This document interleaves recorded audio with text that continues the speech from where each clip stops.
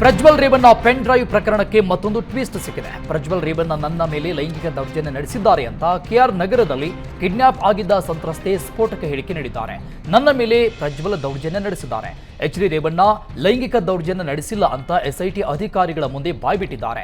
ಸಂತ್ರಸ್ತೆಯ ಹೇಳಿಕೆ ಆಧರಿಸಿ ಪ್ರಜ್ವಲ್ ವಿರುದ್ಧ ಮತ್ತೊಂದು ಎಫ್ಐಆರ್ ದಾಖಲಿಸಲು ಎಸ್ಐಟಿ ಅಧಿಕಾರಿಗಳು ಸಿದ್ಧತೆ ನಡೆಸಿದ್ದಾರೆ.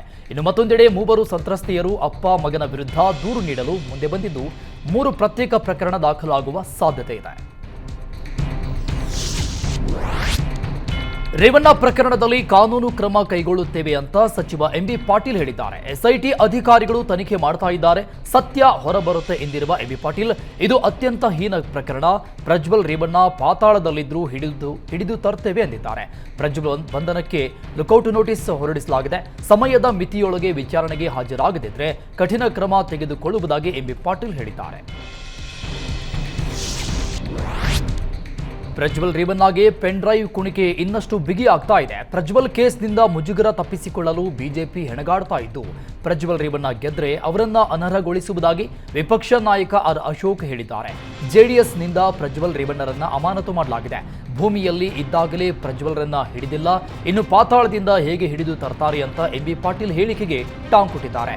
ರೇವಣ್ಣ ಬಂಧನ ಸರಿಯಾಗಿದೆ, ಅವರ ವಿರುದ್ಧ ಕಠಿಣ ಕ್ರಮ ಕೈಗೊಳ್ಳಬೇಕು ಅಂತ ವಿಪಕ್ಷ ನಾಯಕ ಆರ್ ಅಶೋಕ್ ಆಗ್ರಹಿಸಿದ್ದಾರೆ.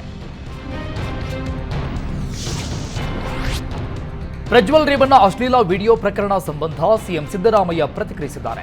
ಪ್ರಜ್ವಲ್ಗೆ ಬ್ಲೂ ಕಾರ್ನರ್ ನೋಟಿಸ್ ಕೊಟ್ಟಿದ್ದೇವೆ. ಪ್ರಜ್ವಲ್ ಎಲ್ಲೇ ಇದ್ರೂ ಅವರ ಚಲನವಲನ ಗೊತ್ತಾಗುತ್ತೆ. ನಾವು ಕಾನೂನಿನ ಪ್ರಕಾರ ನಡೆದುಕೊಳ್ತಾ ಇವೆ. ಪ್ರಜ್ವಲ್ ಕರೆದುಕೊಂಡು ಬಂದ್ಮೇಲೆ ಕಾನೂನು ಕ್ರಮ ಅಂತ ಸಿಎಂ ಸಿದ್ದರಾಮಯ್ಯ ಹೇಳಿದ್ದಾರೆ. ಬಲಾತ್ಕಾರ ಹಿಂಸೆಯಲ್ಲಿ ನಮಗೆ ನಂಬಿಕೆ ಇಲ್ಲ. ನಾವು ರೂಲ್ ಆಫ್ ಲಾ ನಲ್ಲಿ ನಂಬಿಕೆ ಇಟ್ಟಿದ್ದೇವೆ. ಕಾನೂನು ಏನು ಹೇಳುತ್ತೋ ಅದನ್ನ ಮಾಡ್ತೀವಿ ಅಂತ ಸಿಎಂ ಹೇಳಿದ್ದಾರೆ. ಅಶ್ಲೀಲ ವಿಡಿಯೋ ಕೇಸ್ನಲ್ಲಿ ಪ್ರಜ್ವಲ್ ರೇವಣ್ಣ ಬಂಧನವಾಗಲೇಬೇಕು ಅಂತ ಕೇಂದ್ರ ಸಚಿವ ಪ್ರಹ್ಲಾದ್ ಜೋಶಿ ಆಗ್ರಹಿಸಿದ್ದಾರೆ. ಈಗಾಗಲೇ ಸಾಕಷ್ಟು ಸಂತ್ರಸ್ತರು ದೂರು ಕೊಟ್ಟಿದ್ದಾರೆ. ರಾಷ್ಟ್ರೀಯ ಮಹಿಳಾ ಆಯೋಗ ಸಹ ಪತ್ರ ಬರೆದಿದೆ. ಪ್ರಜ್ವಲ್ ವಿಚಾರದಲ್ಲಿ ಸರ್ಕಾರ ಹಾಗೂ ಎಸ್ಐಟಿ ಸೂಕ್ತ ಕ್ರಮ ತೆಗೆದುಕೊಳ್ಳುವಂತೆ ಆಗ್ರಹಿಸಿದ್ದಾರೆ. ವಿಡಿಯೋ ಯಾರು ಲೀಕ್ ಮಾಡಿದ್ದಾರೆ ಅನ್ನೋ ಪ್ರಶ್ನೆ ಅಪ್ರಸ್ತುತ. ಸದ್ಯ ಈ ವಿಚಾರದ ಬಗ್ಗೆ ಚರ್ಚೆಯ ಅಗತ್ಯವಿಲ್ಲ. ಖಾಸಗಿ ವಿಚಾರಗಳನ್ನ ವಿಡಿಯೋ ಮಾಡಿರೋದೇ ಅಪರಾಧ. ನಿಮಗೆ ವಿಡಿಯೋ ರಿಲೀಸ್ ಆಗಿದ್ದರ ಬಗ್ಗೆ ದುಃಖವಿದೆಯಾ ಅಥವಾ ಘಟನೆ ಆಗಬಾರದಿತ್ತು ಅನ್ನೋದರ ಬಗ್ಗೆ ದುಃಖವಿದೆಯಾ ಅಂತ ಪ್ರಶ್ನೆ ಮಾಡಿದ್ದಾರೆ. ಮಹಿಳೆಯರ ಜೊತೆ ಈ ರೀತಿ ನಡೆದುಕೊಂಡಿರುವುದು ಗಂಭೀರ ಅಪರಾಧ. ವಿಡಿಯೋ ಹೊರ ಬಂದಿರೋದ್ರಿಂದ ಬಂಧಿಸುವ ಅನಿವಾರ್ಯತೆ ಇದೆ ಅಂತ ಪ್ರಹ್ಲಾದ್ ಜೋಶಿ ಹೇಳಿದ್ದಾರೆ.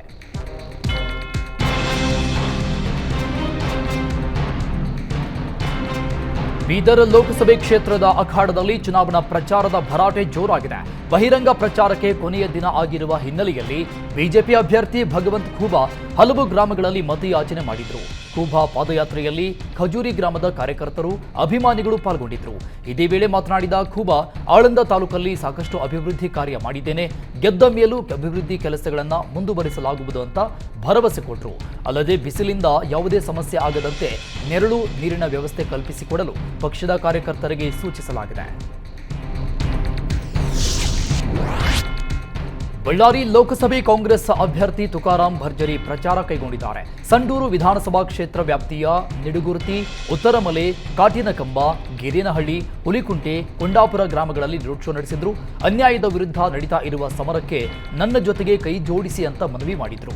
ಗ್ಯಾರಂಟಿ ಯೋಜನೆ ಮೂಲಕ ಕಾಂಗ್ರೆಸ್ ಪಕ್ಷವು ಜನರ ಮನಸ್ಸಿನಲ್ಲಿ ಉಳಿಯುವ ಕೆಲಸ ಮಾಡಿದೆ. ರಾಜ್ಯದ ಮಾದರಿಯಲ್ಲಿ ಕೇಂದ್ರದಲ್ಲಿಯೂ ಕಾಂಗ್ರೆಸ್ ಸರ್ಕಾರ ಬಂದ್ರೆ ಯುವಕರ ಮತ್ತು ಮಹಿಳೆಯರ ಬದುಕು ಹಸನಾಗಲಿದೆ ಅಂತ ಹೇಳಿದ್ದಾರೆ. ಆನೆ ದಾಳಿಯಿಂದ ಮೃತಪಟ್ಟಿದ್ದ ರೈತನ ಕುಟುಂಬಕ್ಕೆ ಸಂಸದ ಬಿವೈ ರಾಘವೇಂದ್ರ ಸಾಂತ್ವನ ಹೇಳಿದ್ದಾರೆ. ನಿನ್ನೆ ಹೊಸನಗರದ ಬಸವಪುರದಲ್ಲಿ ಕಾಡಾನೆ ದಾಳಿಯಿಂದ ತಿಮ್ಮಪ್ಪ ಮೃತಪಟ್ಟಿದ್ರು. ಈ ಹಿನ್ನೆಲೆ ಇಂದು ತಿಮ್ಮಪ್ಪ ಕುಟುಂಬಸ್ಥರನ್ನ ಭೇಟಿ ಮಾಡಿ ಧೈರ್ಯ ತುಂಬಿದ್ದಾರೆ. ರಾಜ್ಯ ಸರ್ಕಾರ ಚುನಾವಣೆಯ ನೆಪ ಹೇಳಿ ರೈತನ ಕುಟುಂಬಕ್ಕೆ ಪರಿಹಾರ ವಿಳಂಬ ಮಾಡಬಾರದು. ಈ ಕೂಡಲೇ ಬಡ ರೈತನ ಕುಟುಂಬಕ್ಕೆ ಪರಿಹಾರ ನೀಡಬೇಕು. ಮಲೆನಾಡು ಭಾಗದಲ್ಲಿ ಕಾಡಾನೆ ಹಾವಳಿ ನಿಯಂತ್ರಣ ಮಾಡುವಂತೆ ಸರ್ಕಾರಕ್ಕೆ ಆಗ್ರಹಿಸಿದ್ದಾರೆ. ಲೋಕಸಭಾ ಚುನಾವಣೆಗೆ ಬಹಿರಂಗ ಪ್ರಚಾರ ಇಂದು ಅಂತ್ಯಗೊಳ್ತಾ ಇದ್ದು ಬಾಗಲಕೋಟೆ ಲೋಕಸಭಾ ಮತಕ್ಷೇತ್ರದ ಕಾಂಗ್ರೆಸ್ ಅಭ್ಯರ್ಥಿ ಸಂಯುಕ್ತ ಪಾಟೀಲ್ ಭರ್ಜರಿ ಪ್ರಚಾರ ನಡೆಸಿದರು. ಕೆರೂರು, ಗುಳೇದಗುಡ್ಡ ಸೇರಿದಂತೆ ಹಲವೆಡೆ ರೋಡ್ ಶೋ ಸಹಿತ ಕೆಲವು ಗ್ರಾಮ ಸಭೆಗಳನ್ನು ನಡೆಸಲಾಯಿತು. ಬಾಗಲಕೋಟೆಯಲ್ಲಿ ಕಾಂಗ್ರೆಸ್ ಅಲ್ಪಸಂಖ್ಯಾತ ಮುಸ್ಲಿಂ ಸಮಾವೇಶ ನಡೆಸಲಾಯಿತು. ಸಮಾವೇಶಕ್ಕೆ ಸಚಿವ ಜಮೀರ್ ಅಹಮದ್ ಖಾನ್ ಚಾಲನೆ ಕೊಟ್ಟರು. ಬಳಿಕ ಮಾತನಾಡಿದ ಜಮೀರ್ ಅಹಮದ್, ಈ ಬಾರಿ ಬಾಗಲಕೋಟೆಯಲ್ಲಿ ಸಂಯುಕ್ತ ಗೆಲುವು ಫಿಕ್ಸ್ ಆಗಬೇಕಂದ್ರು. ನಾವು ಗ್ಯಾರಂಟಿಗಳನ್ನ ನೀಡಿ ಜನರ ಬಳಿ ಮತ ಕೇಳ್ತಾ ಇದ್ದೇವೆ. ಆದರೆ ಬಿಜೆಪಿಯವರು ಜಗಳ ತಂದಿಟ್ಟು ಮತ ಕೇಳ್ತಾ ಇದ್ದಾರೆ. ಹೀಗಾಗಿ ಈ ಬಾರಿ ಹೆಚ್ಚಿನ ಮತಗಳಿಂದ ಕಾಂಗ್ರೆಸ್ ಅಭ್ಯರ್ಥಿ ಸಂಯುಕ್ತ ಪಾಟೀಲ್ರನ್ನ ಗೆಲ್ಲಿಸುವಂತೆ ಸಚಿವ ಜಮೀರ್ ಅಹಮದ್ ಮನವಿ ಮಾಡಿಕೊಂಡಿದ್ದಾರೆ. ಲೋಕಸಭಾ ಚುನಾವಣೆಗೆ ಇನ್ನೊಂದೇ ದಿನ ಬಾಕಿ ಇದ್ದು ಅಭ್ಯರ್ಥಿಗಳು ಅಬ್ಬರದ ಪ್ರಚಾರ ನಡೆಸ್ತಾ ಇದ್ದಾರೆ. ಇಂದು ಸಂಜೆಯೇ ಬಹಿರಂಗ ಪ್ರಚಾರಕ್ಕೆ ತೆರೆ ಬೀಳಲಿದ್ದು ಮತದಾರರನ್ನ ಸೆಳೆಯಲು ಅಂತಿಮ ಕಸರತ್ತು ನಡೆಸಲಾಗ್ತಾ ಇದೆ. ಶಿವಮೊಗ್ಗದಲ್ಲಿ ಬಿಜೆಪಿ ಬಂಡಾಯ ಅಭ್ಯರ್ಥಿ ಈಶ್ವರಪ್ಪ ಬೃಹತ್ ರೋಡ್ ಶೋ ನಡೆಸಿದ್ದಾರೆ. ರೋಡ್ ಶೋನಲ್ಲಿ ಸಾವಿರಾರು ಅಭಿಮಾನಿಗಳು ಭಾಗಿಯಾಗಿದ್ದು ಈಶ್ವರಪ್ಪ ಪರ ಘೋಷಣೆ ಕೂಗಿದ್ದಾರೆ. ನನ್ನ ರಾಜಕೀಯ ಜೀವನದಲ್ಲಿ ಇಷ್ಟು ಜನ ಸಾಗರ ನೋಡಿರಲಿಲ್ಲ. ಜಿಲ್ಲೆಯ ಜನ ಹಿಂದುತ್ವಕ್ಕೋಸ್ಕರ ಈಶ್ವರಪ್ಪ ಜೊತೆ ಇದ್ದಾರೆ. ಈ ಜನಸಾಗರ ನೋಡಿ ನನ್ನ ವಿಶ್ವಾಸ ಹೆಚ್ಚಾಗಿದೆ. ಈ ಬಾರಿ ನನ್ನ ಗೆಲುವು ಖಚಿತ.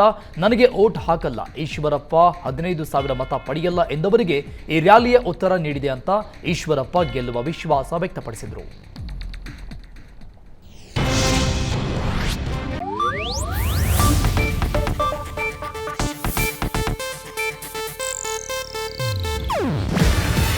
ಇದು ಏಷ್ಯಾನೆಟ್ ನ್ಯೂಸ್ ನೆಟ್ವರ್ಕ್ ಪ್ರಸ್ತುತಿ. ನೀವು ನೋಡ್ತಿದ್ದೀರಾ ಏಷ್ಯಾನೆಟ್ ಸುವರ್ಣ ನ್ಯೂಸ್.